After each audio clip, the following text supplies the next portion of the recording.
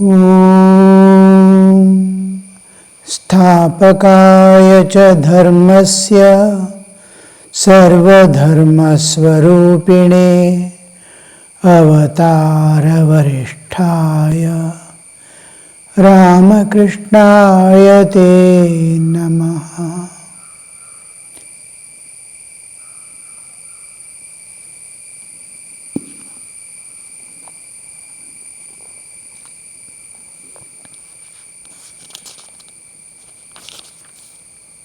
Master to the Vaishnava devotee.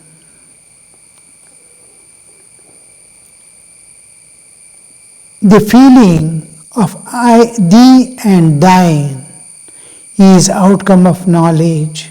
I and mine comes from ignorance. I, mine and for me.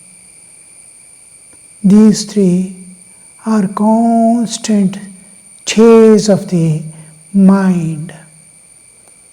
The heart is set on the three. I, the ego, with doership, kartritva, enjoyership, bhoktritva, and knowership, knowing a few things of this world. This is the jiva's existence of ego, I, which neither belongs to the Chaitanya, nor to the Jada part of existence, neither to the spiritual existence, nor to the material existence of the nature. It neither belongs to nature, nor. But when Jada and Chaitanya come together, when bodily existence and spiritual existence, they come together, there awakens, sets forth an ego. And this ego has that mindness, possessiveness. This belongs to me, this doesn't belong to me, this is yours, this is mine. After all, everything belongs to God in one way. Second, this body, mind, senses, nothing belongs to me, nor I am that, because everyday nature separates you from every day without fail. She makes every jiva almost to separate from the bodily existence totally and absolutely, make you independent and show the body lying there, you are not this body. Still be identified, I comes in, mine comes in, I itself is not there. Where from the mind comes. So that mine and for me, these three are constant cries of the jiva. That is ignorance. It has been caused by ignorance. What is that ignorance? Ignorance is not knowing who am I really. Ignorance is not the physical ignorance, I do not know mathematics or physics. It is ignorance, I don't know that I am spirit. Though nature takes me to the spiritual existence every day, separating from body, I do not know who am I. I do not know what this world is. What is beyond also I do not know. I neither know God, nor myself, nor this universe in which I am placed. So this is called ignorance. The ignorance manifests as Moharatri, Kalaratri and Maharatri. At the jiva level, individual level. I do not know who am I is Kalaratri. I do not know God is Maharatri, the great night, Kalaratri, Maharatri, and then the great ignorance. In absence of not knowing myself, I identify with the body, bodily existence. This is Moharatri. Moharatri is my identification with the body because of not knowing my spiritual existence. Not knowing God, I see the world. So these three, Kalaratri, Maharatri, Moharatri, are the sources of ignorance at individual level. So, I and mine comes out of this ignorance, not knowing myself, not knowing what this world is, not knowing the beyond. Knowledge makes one feel, oh God, thou art the doer, I am the instrument. The knowledge, when we say knowledge, it is reality. The term truth and reality is especially used in our Hindu traditions. All philosophical aspects of existence that we take up is always based on the eternal truths. Why do we call truth? Because whatever see disappears in a moment when I sleep. I say I am body, waking up, I totally identify. The moment I sleep, I don't have a body. I am totally in a different dimension, unrelated to body. What is the truth? I see a dream world, in entering into dream, wake up, the dream world is not there. When I am experienced, I have participated in the dream. I went inside the dream, I played there. I experienced the Sukha Dukha. When I wake up, there is no dream, that world at all which I saw in dream.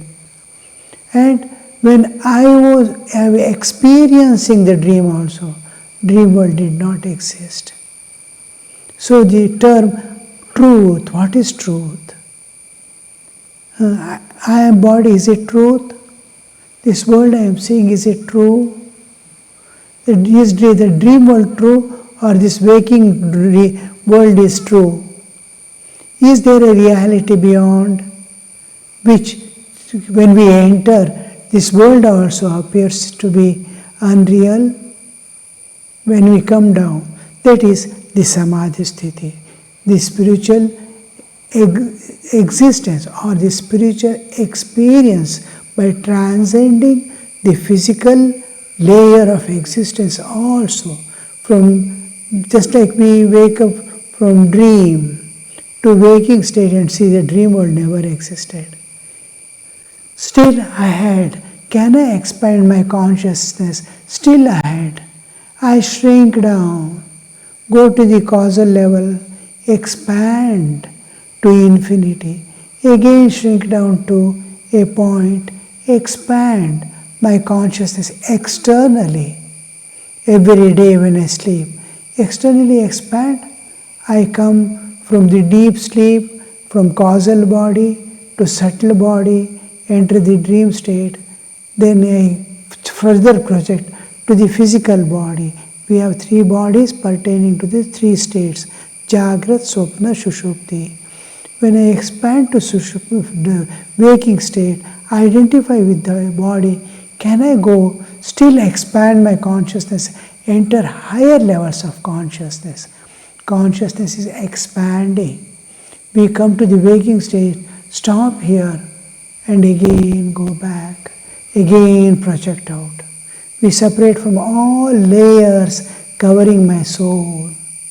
First from the body, then from mind and senses. When dream ends, I enter into deep sleep, and from causal body I go project for every day. Can I expand this further to know what exists beyond? So this is we call Samadhi Sthiti. We pass from one truth, lower truth, to higher truth. So everything is truth. I cannot even dream, I cannot say unreal because I have experienced it, I have participated, I have seen it. How can I say it is untrue? Oh, it is truth, but it is called Pratibhasika Satya. Appearance. I see a mirage and it is an appearance. So that is Pratibhasika Satya.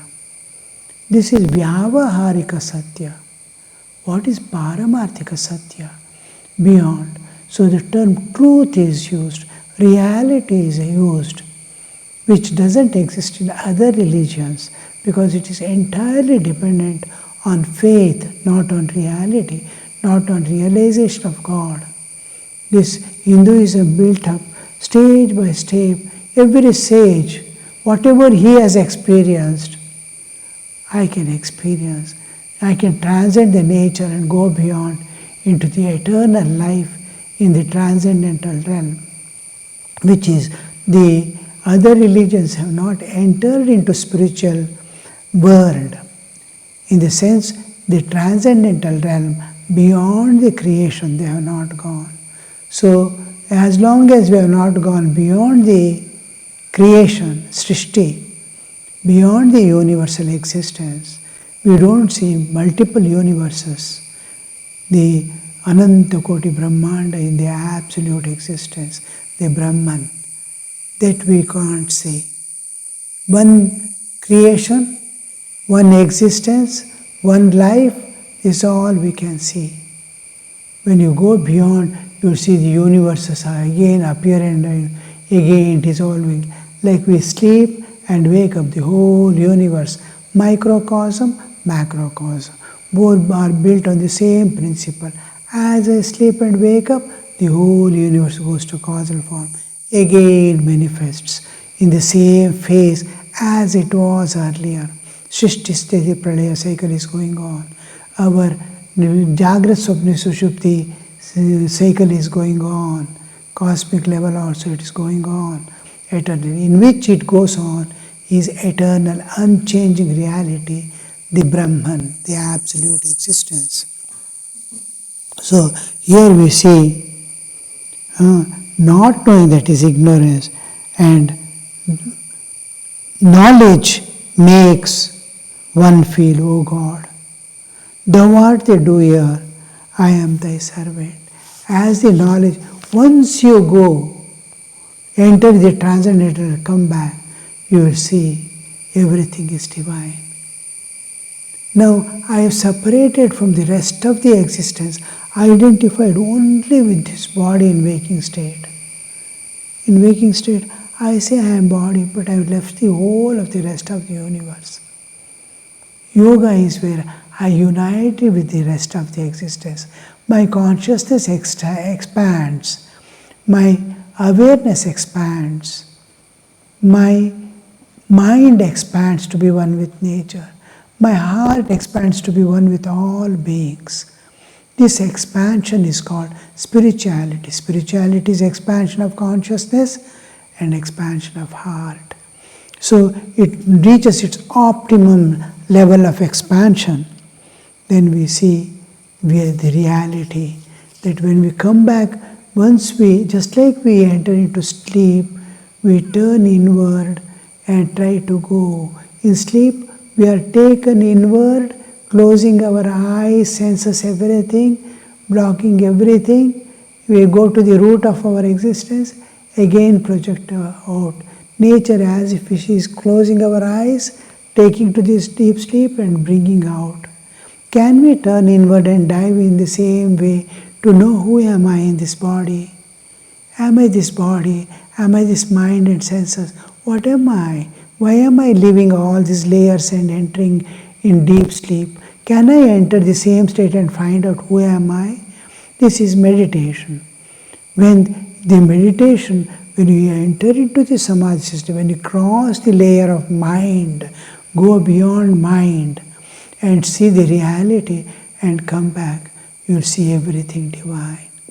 When we wake up from dream, we enter back into the dream. But when you project forth to the higher levels of consciousness, come back, you will see everything is divine. There, the exact understanding, oh, all this is God. No more world. The world which we saw earlier before entering into samadhi is no more, never to come back again. You will see God existing everywhere, in every object, in every heart. Yeah, all living bodies will look like lighted bulbs.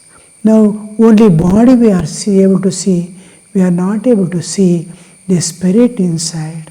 It is like bulb put off, and only bulb is seen, no inner light is seen.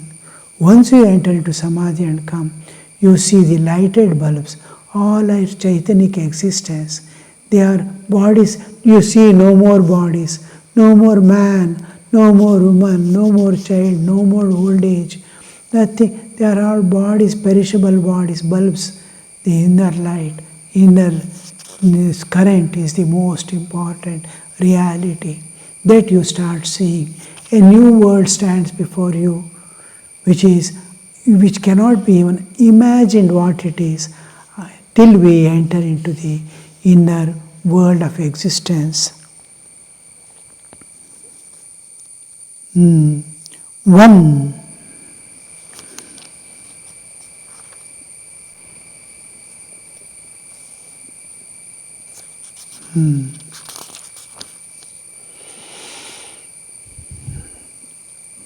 I and mine comes from ignorance. Knowledge makes one feel, oh God, thou art the doer, I am thy instrument. O God, to thee belongs all, body, mind, house, family, living things, and the universe. All these are thine. Nothing belongs to me. An ignorant person says, oh God, God is there, very far off, in the heaven. The man of knowledge knows that God is right here, very near in the heart too, that He has assumed all forms and dwells in all hearts as their inner control. Ishvara sarva bhutanam hrideshe arjuna tishtati. Brahmayan, making all jivas move about. He dwells. The 5 aspects of, we can realize God as a transcendental reality beyond the universe, in which universes appear and disappear. Ananta Koti Brahmandas appear and disappear time and again. That absolute existence you can realize as a transcendental reality. The universe is a manifestation of the absolute. So when something comes out of it, is that only. So it is grossification of the subtle. When it is grossification, it is that. Suppose here so much of water vapor is there. It's about 80-85% of the air is water vapor. We don't see the water at all. But if the temperature goes down below certain limits, you will immediately start fog appearing in front of you. It is invisible is becoming visible. This is manifestation. Invisible becoming visible. Then still cool it, it slowly becomes mist. Then it becomes droplets. Then it becomes water. Still grossification can be done. Cool it still, it becomes ice, solid ice. The water which is there in the air, which is invisible and one with air, is manifesting as matter. In this ice, there is nothing but water. Except water, nothing. In water also, it's water alone. In water vapor also, it's water alone. In the atmosphere, the water portion, the humidity is also water. One is the invisible aspect, one is visible aspect. The visible universe is manifestation of that and has to be that alone. So this universe as God is called Vishwarupa. The immanent aspect of God, the transcendental aspect, the immanent aspect, and it is pervaded by the same Chaitanya.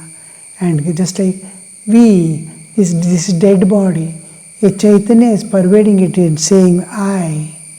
So this body is alive because it's a Chaitanya, the consciousness, pure consciousness, Sujja Chaitanya.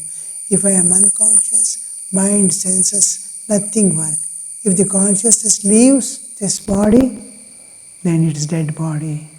So that consciousness, the consciousness that pervades the universe is called Ishvara. God can be realized as transcendental reality, as the immanent reality, as the Ishvara, pervading the universe and governing it, and as the Antaryami, the indweller in all beings, and as the Avatara, God incarnating down as the incarnation of God. So these 5 ways we can realize God, and here when we realize God, this has the whole universe has become the God alone. Nothing belongs. An ignorant man says God is there far off. The man of knowledge knows God is right here. Everything God is God alone. Very near in the heart too, that He has assumed all forms. Whatever form you see, He has assumed all forms and dwells in the heart of the jivas as inner control, Antaryamin, the indweller, Antaryamin. So these are the 5 aspects of God. Sunday, July 22, 1883. Taking advantage of the holiday, many householder devotees visited Sri Ramakrishna in his room at Dakshineshwar temple garden. The young devotees, mostly students, generally came on weekdays. Sometimes the master asked his intimate disciples to come on Tuesday or Saturday, the days that he considered very auspicious for special religious instructions. Adhar, Rakhal and M had come from Calcutta in a hired carriage. The whole universal setup is such, the Kala time, it has a kind of manifestations. It is difficult to understand the time concept. Now, we are here on the earth. The days, nights are there. Sunrise is there, sunset is there, day is there, 24 hours, seasons are there, years are going on, months are going on, moon is moving. The motion of the moon round the earth is month. The movement of the earth round the sun is year. And how the movements of the moon changes the mental attitudes and nature. Look at the full moon day, look at the new moon day, Amavasya Purnima. How slowly we are in the modern world of electrical lighting, so we forget the nature. But when you are alone in the forest, every day you see the days are changing. It is creating great influences on every life. You can see the white ants move, they cannot see light. They move during nights of the Amavasya from one place to another place when they shift. You can see Amavasya night, many of the trees in which the white ants attack, the whole thing are entering into it. In many of the woods you see the powders like coming out. Inside are the ants. These white ants are different, almost same white ants which are there, but it is grown in a different pattern. They live. They don't need water. Dry wood itself, it eats and it produces its own needs from air and dry wood. In there it is, wetness is absorbed from the soil and they build up ant hills. They live in darkness. They extend the darkness by lifting from inside it goes on expanding. It cannot see. How much influence the moonlit night and Amavasya night, how many insects, how many night things are going on, how it influences life. You can see there. Small way. Every day the moon phase is changing. The 15 phases of, from Amavasya to Purnima, Purnima to Amavasya. Similarly, seasons, as the earth moves round, how the seasons change. What are the effects of the season on your mind? How does the rainy season work on your mind? How winter, how summer, your whole attitude changes towards the nature, towards yourself and towards your life in this world. One side harvest, plenty of food, another dry season is coming, everything is being taken away. Winter, you must see in Himalayas, as the snowfall begins, by the time all animals, even ants carry as much as food material it needs in the depths of its hole, rats and everything.